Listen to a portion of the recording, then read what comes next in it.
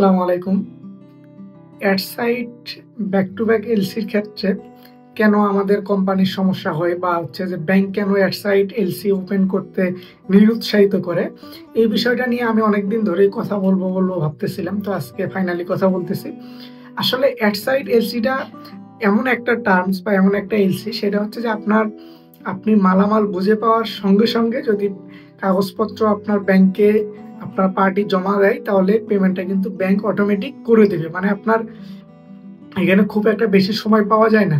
আপনার হচ্ছে ইম্পোর্ট মালগুলো নেওয়ার পরে, মানে সুতা বা ফ্যাব্রিক যাই হোক।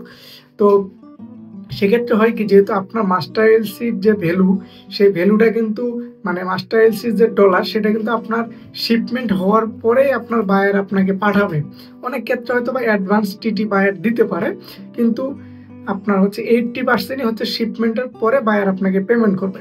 যেহেতু শিপমেন্টের পরে বায়ার পেমেন্ট করবে, সেহেতু আপনি যখন অ্যাডসাইড ব্যাক টু ব্যাক এলসি খুলবেন, তখন দেখা যাচ্ছে যে শিপমেন্ট যাওয়ার আগে কিন্তু আপনার পেমেন্ট কমপ্লিট করে দিতে হচ্ছে লোকাল যে ইম্পোর্টার তাদেরকে, বা আপনার ফরেন যদি ইম্পোর্ট করেন তাদেরকে। এই যে পেমেন্ট করে দিলেন, দেওয়াতে হচ্ছে কি যে আপনার পেমেন্ট যেই ডলারটা করলেন, সেটা কিন্তু আপনাদের নিজস্ব অ্যাকাউন্ট থেকে যাচ্ছে, যেহেতু বায়ার আপনাকে পেমেন্ট করে নাই। এই জন্য আমি সাধারণত সাজেস্ট করি আপনার 90 ডেজ বা 120 ডেজের back to back LC open করবেন। তাহলে হচ্ছে কি যে আপনি আপনার হচ্ছে যে সুতা ইম্পোর্ট করার পরে সেগুলোকে নিটিং ডাইং করার পরে সেলাই করে একদম প্রপারলি আপনি যখন শিপমেন্ট করলেন, শিপমেন্ট করার পরেও আপনার হয়তো বা 90 দিন শিপমেন্ট করতে আসলে লাগবে না। তো এই 90 দিনের যেহেতু পেমেন্ট টার্ম, আপনার মালামাল বুঝে পাওয়ার পরে আপনি অ্যাকসেপ্টেন্স দিলেন, ব্যাংক পেমেন্টের জন্য 90 দিন ঠিক করে দিল, মানে 90 ডেজ ঠিক করে দিল।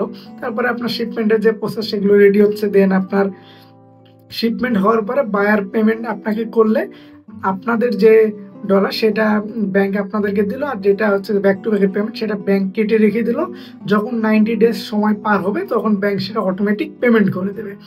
এই টার্মটা ব্যবহার করলে আপনাদের যেটা হয়, সেটা হচ্ছে কোম্পানির যে ফোর্স লোন, সেই ফোর্স লোনটা হওয়ার চান্স একদম 0% থাকে। আর যদি অ্যাডসাইডে এলসি খুলে আপনি ধাপধুপ পেমেন্ট করেন, তাহলে আসলে অনেক কোম্পানিকে আমি দেখেছি, এবং আমি নিজেও যখন একদম নতুন কমার্শিয়াল হিসেবে জয়েন করছিলাম, তখন আমি নিজেও আসলে টার্মগুলো বুঝতাম না।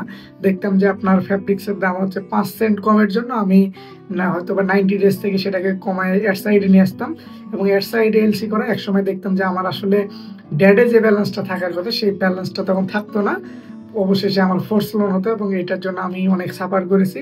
কিন্তু এখন আসলে বিষয়টা যখন আমি ক্লিয়ার হয়েছি যে এটা কী কারণে এরকমটা হচ্ছে, তখন থেকে আসলে আমি আর এই ধরনের অ্যাডসাইড এলসি খুব কমই করি। একদম অনেক পার্টি আছে যেগুলো আসলে তাদের লেনদেন প্রসেসটা ভালো, বা তারা মালামাল তাদের হচ্ছে যে তারা নাম্বার ওয়ান, সেক্ষেত্রে অনেক সময় তারা ফোর্স করে যে ভাই অ্যাডসাইড করেন, তখন আসলে অ্যাডসাইড করি, তাছাড়া অ্যাডসাইড এলসি করি না। আমি আশা করব আপনারা এই অ্যাডসাইড সম্পর্কে বুঝতে পারছেন। আর যদি কোনো প্রশ্ন থাকে, অবশ্যই আপনারা কমেন্ট বক্সে জানাবেন। ধন্যবাদ সকলকে, ভালো থাকবেন।